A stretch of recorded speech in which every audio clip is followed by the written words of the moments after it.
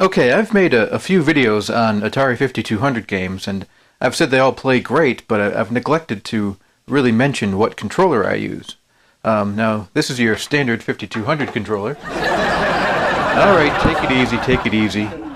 It's not its fault, it's made like it is. Now, anyway, I don't use this controller when I play, at least not for the games I've made videos of. This is a much maligned controller. It's generally thought of as not being good and breaks easily. This particular one actually works pretty good. The stick is fine.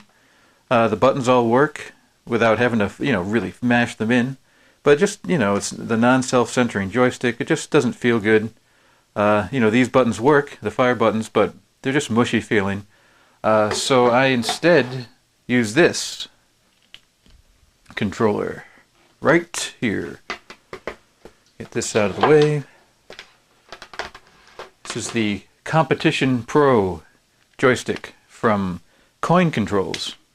Now this is, as you can see, it's got a standard stick there. It's more of an arcade-style joystick, actually. I don't know if you can hear this, but it's a clicky sound. Hang on a second, let me, yeah, clicky. And you've got your two buttons here. Now it's a digital joystick, so it won't work for all games. Games that really use the analog control, like say Missile Command, it doesn't work for, or Super Breakout, that kind of thing. But it's great for Pac-Man, Keystone Capers, Berserk, those kind of games. It's really fantastic. The stick itself feels really good. It's got a nice ball on top, although this is not separate. This is all one piece here. And the two fire buttons. These are nice and big, but maybe they're not as clicky as you might hope. They're a little mushy feeling, but they're good. Now, is this the perfect controller? No. Obviously, for one thing, it lacks the numerical keypad, so you still actually need to use this. All right, again, please settle down. Just give it a chance. So what you do is you take this controller here. Now this is the cable from the Competition Pro Joystick, and you see at the end, this is what would go into your 5200. And this is the built-in Y cable, so you plug your standard 5200 controller into that. And then you have access to your keypad and your start, pause, and reset buttons.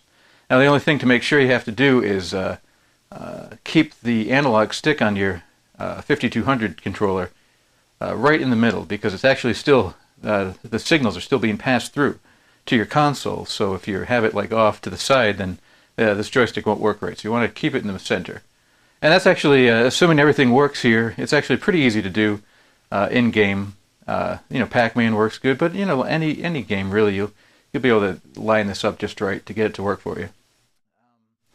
So you'd still need that. So now it turns into kind of a contraption. So that's one downfall of using this joystick. The other is that the button placement. Now if you have a game with no buttons like Pac-Man, or one button like Keystone Capers, we use this for jump, it works fine. But what happens if you need two buttons? Well, for Defender, it works okay, because you can you don't need the smart bomb button all the time, so it's easy to just reach over and hit it, or even hit it with your joystick hand, which is kind of awkward, but you can do it. Or Kicks works fine, because you've got your fast draw button and your slow draw button. You kind of have to reach over there, but it's not a big deal. Other games like Moon Patrol, where you need to shoot and jump sometimes simultaneously, it's a little more awkward. I end up using my joystick hand to sort of hit the jump button there. But nonetheless, I like it a lot for most games. At least for the games I have, I only use the standard controller for Robotron and Space Dungeon, because you can use the joystick coupler to hold two together, and they work pretty well. You don't need any buttons, you just need working sticks, and it's okay. But let's take a look, even though I'm not technical at all, let's take a look inside this thing and see what makes it tick and work and click and all those things. Okay, here we are really close up now to the joystick. It's got four screws in back, which I've taken off. And there's the insides. Here's your 4 clickables for your joystick. And then these are your fire buttons up at the top here. Oh, and check this out. Can you see that? This 986, September 1986 this was made, I assume. I didn't think they'd be making a 5200 joystick that late, but hey, there you go. But anyway, back to the important stuff. Like I said, it's got 4 switches. Now, I don't know if you can see that, but it's a micro switch from Freeport, Illinois. And they still exist, actually, although they're part of Honeywell now. They're Honeywell Sensing and Control. But if you go to their website, I'll put a link in. It's got a history, a gallery of micro switch technology throughout the years. And in 1951, there's a model that looks really similar to this. I don't know that's the exact same thing. I'm not technical. I don't know what I'm talking about at all. But it's just kind of interesting to me that this kind of switch has been around a long time. And here it is, working for your Atari 5200. The buttons are a little different. Hopefully you can see that. Can you see that? When you press the button, it makes these 2 pieces of metal make contact. Now this is kind of a mushy feel, but it's good. It's not terrible. It's fine. It's just not as, the joystick is really nice and, positive feeling and clicky. The buttons, fire buttons, a little mushy, but they work good, and they seem reliable enough. And it's simple, just making contact between these 2 pieces of metal. I really hope you can see that. But, yeah, buttons and joystick. But nonetheless, since I don't know what I'm talking about, I'll just stop talking for a second. Okay, back. Now, hopefully this is interesting to someone who actually knows about this stuff. But for me, it just is kind of cool looking. And there you go. Alright, gonna put it together now. Back together, I should say. Alright, that's enough of this. Alright, here it is, all put back together.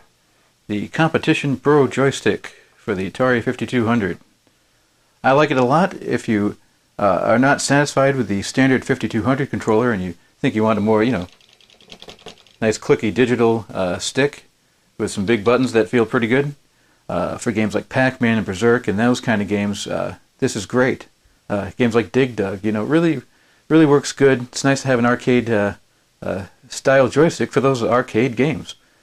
There were other third-party controllers that were available for the 5200, but I don't have any of those, so I can't compare it against those.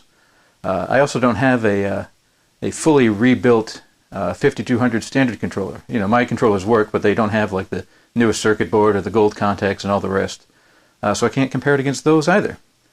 But I just know that it's a nice feeling joystick, and it definitely works good for a lot of games. And if you can find it at a decent price, they turn up on eBay once in a while, you might want to give it a try. If that's the kind of thing you're interested in. Joysticks, if you're interested in those, if you play games at all, whatever. But yeah, they turn up on eBay once in a while, so if you're thinking that you might really prefer an arcade-style stick for your 5200, you might want to give it a try. Just remember, you still do need a working standard controller in order to have access to the buttons and all that, so keep that in mind. But anyway, there you go. A joystick. All right.